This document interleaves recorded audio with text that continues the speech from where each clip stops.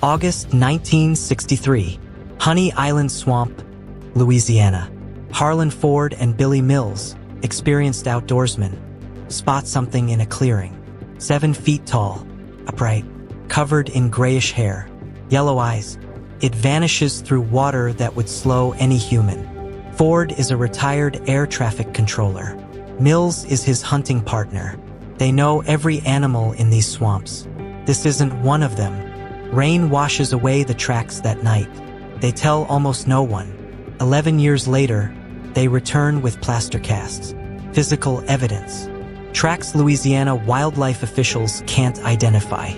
Those casts still exist. You can see them at the Abita Mystery House today. Hold them. Measure them. The question isn't whether something left tracks. The question is, what made them? The place where things hide. Honey Island Swamp sprawls across 70,000 acres between Louisiana and Mississippi. Backwater channels, cypress knees, Spanish moss so dense it blacks out the noon sun. The water runs coffee dark from tannic acid. Alligators, wild boar, water moccasins, black bears that swim between islands. French settlers called it Isle aux Mille, Honey Island, after the bee colonies in hollowed cypress trees. It's a maze. GPS signals fail in deeper sections. You can be 50 feet from someone and never see them through the vegetation. The Choctaw people who lived here first had stories. The Latish, a creature that was part human, part something else. Raised by alligators, some versions said. Living between water and land.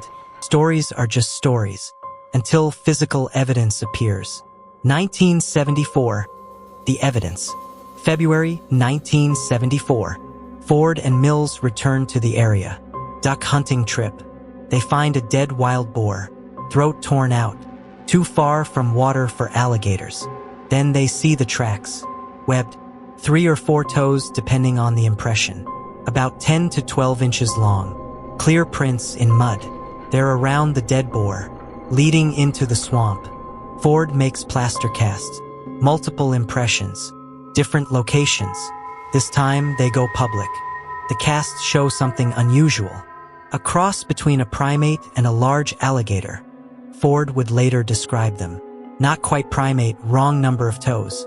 Not quite alligator, the pattern doesn't match. Ford takes the casts to wildlife officials, to Louisiana State University's College of Agriculture, to people who know Louisiana wildlife. The consensus? Unknown. The footage. After Ford went public with the casts, he started carrying a camera on every swamp trip. Sometime in the 1970s, he filmed something. Super 8 camera.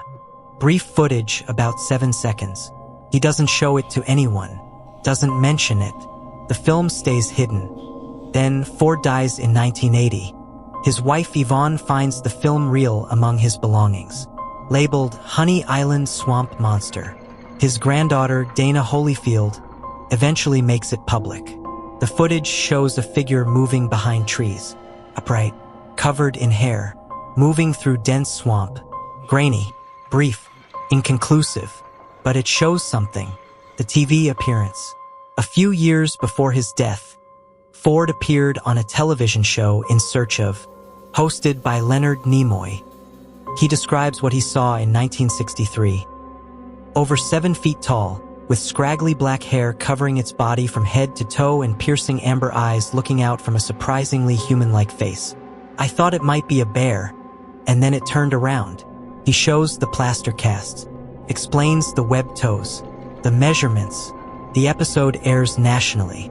The local legend goes mainstream. It was monster mania around here, Holyfield later recalled. Attention brings scrutiny. Locals come forward with accusations. Maybe Ford and Mills created the monster to secure hunting territory. Maybe they wanted to boost tourism. Ford retreats from public view after the criticism. The other witnesses. Ford and Mills weren't alone in reporting encounters. Ted Williams, a local fisherman, claimed multiple sightings over years. I could have killed them, he said, but I didn't because they didn't seem to want to harm me. He believed there were more than one. Neil Benson, who now runs Pearl River Eco Tours, describes his own experience at age 16. I was paddling away from my duck blind in a pirogue.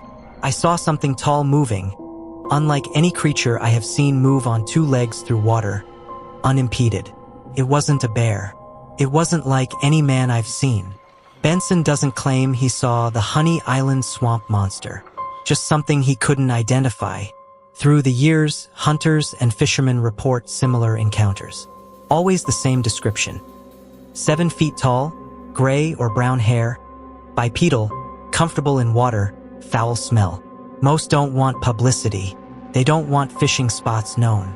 They don't want to sound unreliable. They report anyway. The train wreck theory. Local legend offers an explanation. Early 20th century, a circus train derailed near Pearl River. Chimpanzees escaped into the swamp. The theory: feral chimps adapted to swamp life over generations. Chimpanzees are strong, intelligent, adaptable. They can live 50+ years. The problem: no documented evidence of such a train wreck exists. Multiple researchers have looked. No crash records matching the legend's details. Also, chimpanzee tracks show 5 digits with distinct thumb impressions. The Honey Island tracks don't match that pattern. They show 3 or 4 webbed toes. And Louisiana gets cold. Could equatorial primates really adapt to near-freezing winters in just a few generations? It's the most common explanation locals give. But it doesn't fit the physical evidence or the historical record. What the skeptics say: ecologist Paul Wagner and his wife Sue run nature tours in Honey Island Swamp with their Cajun guide, Robbie Charbonnet. Wagner has spent years in the swamp, knows the wildlife intimately. He's skeptical. Neither he nor Charbonnet have seen evidence of a large, unknown creature. But Wagner maintains an open mind. I don't say it does or doesn't exist, but there is certainly a remote and impenetrable area in this swamp. So if a creature exists, that is the place for it. Charbonnet has 45 years of swamp experience. His theory: the legends keep outsiders away from hunting areas. Joe Nickel, a paranormal investigator, examined Ford's film frame by frame. His conclusion: likely a person in a suit. The TV show Fact or Faked, Paranormal Files, recreated the footage using a ghillie suit. They concluded it could be mistaken identity, not necessarily intentional hoax. Then there's the boot. 2003. Researchers M.K. Davis and J. Michael document a shoe with a 3-toed attachment, allegedly used to fake the tracks. If true, it undermines everything. But who made it? Ford? Or someone else after his story became famous? The patterns that remain strip away speculation. What's actually documented? The tracks exist. Physical plaster casts from 1974. Multiple impressions from different locations. Examined by LSU's College of Agriculture and Wildlife officials. Real objects displayed in a museum. No conclusive identification. 50 years of examination. Best official answer: unknown. Skeptics say, possibly hoax using fake boot. Consistent witness descriptions. People across different years describe remarkably similar details. 7 feet tall, gray or brown hair, bipedal, comfortable in water, amber eyes, foul smell. Most witnesses didn't know each other. The footage is ambiguous. Shows something bipedal moving through swamp. Too brief and grainy for positive identification. The hoax evidence exists. A boot with fake toes was documented in 2003. But who made it? Ford? Or someone else after his story became famous? Ford's behavior doesn't fit a typical hoaxer. He didn't profit, didn't seek fame, hid his best evidence, the film, in his attic for years. His wife found it after he died. Why hoax something and then hide the proof? What remains in the swamp? Honey Island Swamp hasn't changed much since 1963. More protected now, part of Pearl River Wildlife Management Area, but still wild, still impenetrable. Harlan Ford died in 1980, never sold his story, never exaggerated, just said, "I saw something. Here are tracks. Judge for yourself." Dana Holyfield continues documenting reports. New sightings still occur, less frequently now, but occasionally someone finds tracks. The plaster casts exist at the Abita Mystery House in Abita Springs, Louisiana. Physical evidence of something, just not proof of what. No one's captured a specimen. No one's found remains. No one's produced DNA evidence. But no one's definitively explained the tracks either, or Ford's footage, or the consistent witness descriptions. So what is it? An unknown primate? Possible. But a 7-foot primate in Louisiana surviving undetected for decades? Escaped circus animals? The most popular explanation. But the train wreck is unverified.